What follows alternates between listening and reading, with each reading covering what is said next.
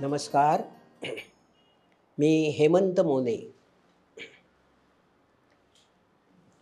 मी शरीर आणि आत्मा हे दोन्ही आहे.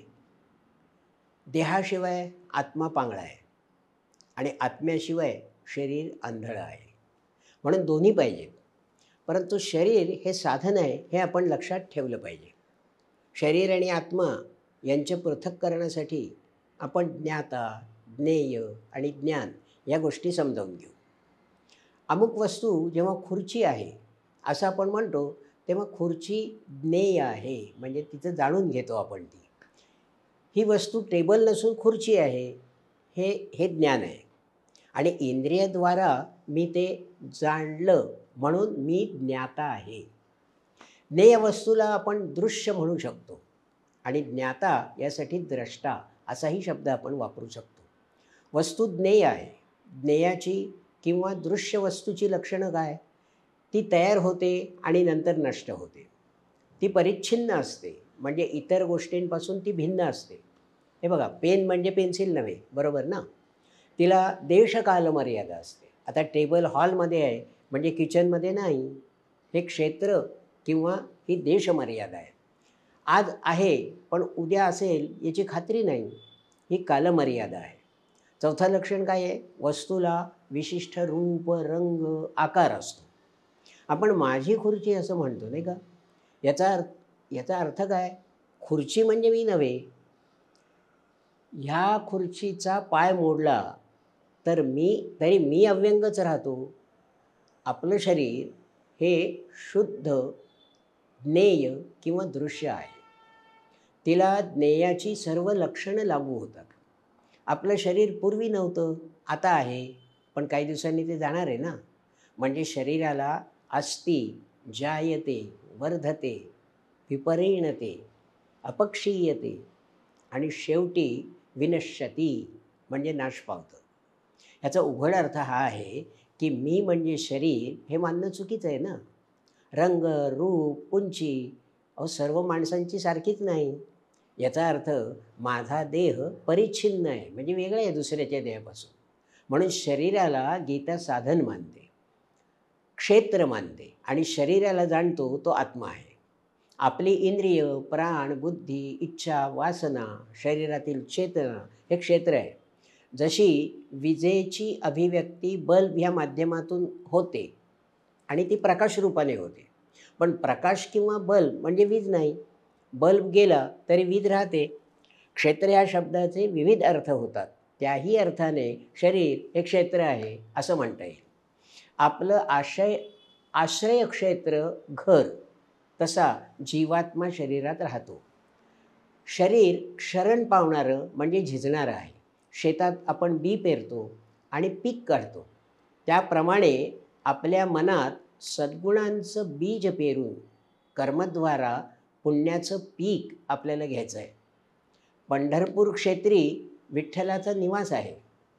त्याप्रमाणे काया म्हणजे शरीर आणि आत्मा हा पांडुरंग आहे. देह देवाचे मंदिर, त्यात आत्मा परमेश्वर.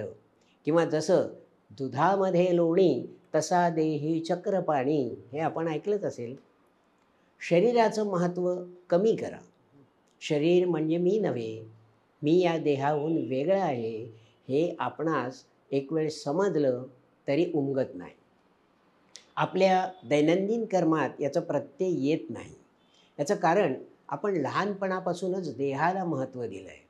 समजा एखाद्या मुलीचं नाव माधुरी आहे, तर अगदी लहान असताना तिला आपण काय विचारतो? माधुरी कोण असं विचारतो. ती स्वतःकडे बोट दाखवून काय म्हणते? मी असं म्हणते ना. म्हणजे उपाधी खरी, तीच तुझी ओळख, हे आपण तिच्या मनावर बिंबवतो. लहानपणापासून देहाचे चोचले पुरवतो. जरा कुठे लागलं, मूल पडलं तर हळद लावू का, मलम लावू का असं विचारतो. कित्येक वेळा ते इतकं गंभीरही नसतं. ज्या उमऱ्यात तो अडखळून पडला ना मुलगा, त्या उमऱ्यालाच आपण मारतो. म्हणजे मला एखाद्या गोष्टीमुळे त्रास झाला तर लगेच ठोसास ठोसा हा न्याय वापरायला आपण त्या मुलाला शिकवतो. शिकतानाही शारीरिक शिक्षेचा बडगा आपण दाखवतो. यामुळे भीती वाटते. म्हणजे शरीर भयावर आधारित आहे. या शारीरिक भयाचा फायदा घेऊनच जुलूम करणारा आणखी जुलूम करतो. देशसेवेच्या वेदीवर अनेकांनी आपली आहुती दिली. स्वातंत्र्यवीर सावरकर देहदंडाला घाबरले असते तर सावरकर हे स्वातंत्र्यवीर म्हणून प्रतिष्ठित झाले नसते.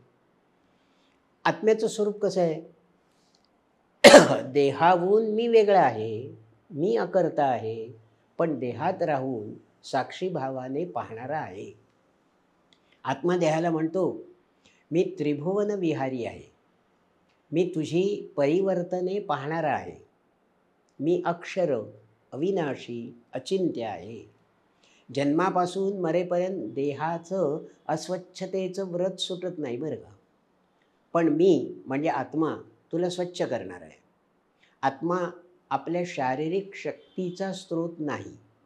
इंद्रिय बुद्धी या सर्वांची शक्ती त्यांना आपल्यापासून प्राप्त झाली आहे, म्हणजे आत्म्यापासून प्राप्त झाली आहे.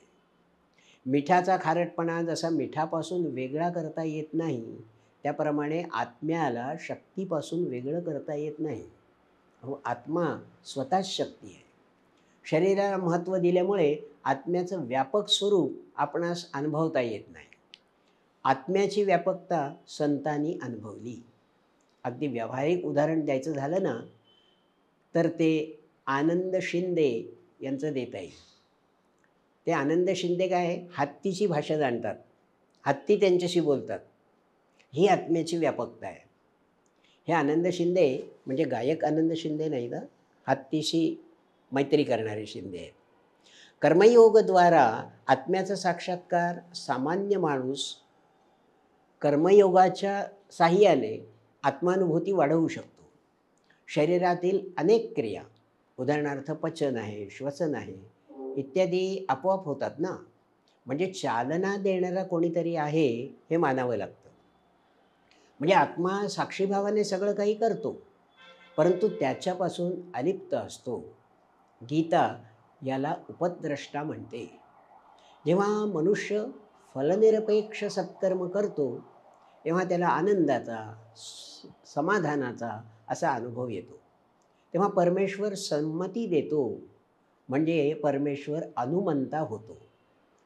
कबीराचे शेले विणीत, नाथांच्या घरी श्रीखंड्या बनवून कामं करीत परमेश्वर अशा तऱ्हेने भरता होतो. म्हणजे काय, उपद्रष्टा, अनुमंता, भरता हा उत्तरोत्तर परमात्मशक्तीचा अनुभव आहे. कर्मयोगी किंवा साधक कर्मफल ईश्वराला अर्पण करतो. सुदाम्याचे पोहे, शबरीची बोरं हे उदाहरणं आपण बघतो. तेव्हा परमेश्वराचे भोक्ता हे स्वरूप अनुभवाला येतं.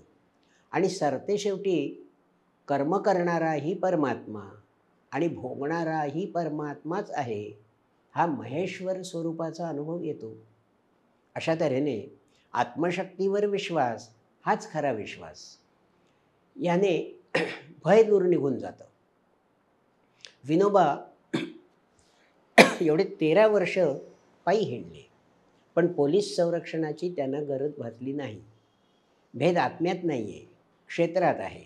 हे कळलं की माणूस अहिंसेत स्थिर होईल. जगात जी काही अनुकूल प्रतिकूल कार्य होतात ती प्रकृतीमुळे होतात आणि आत्मा अकर्ता आहे हे आपल्याला उमगतं. असा प्रकृती पुरुष विवेक करता आला की त्याचं फलित असेल अनासक्ती. म्हणून विनोबा म्हणतात, विरक्तांची अनासक्ती हा आत्म्याच्या अमरत्वाचा वास्तविक पुरावा आहे. धन्यवाद.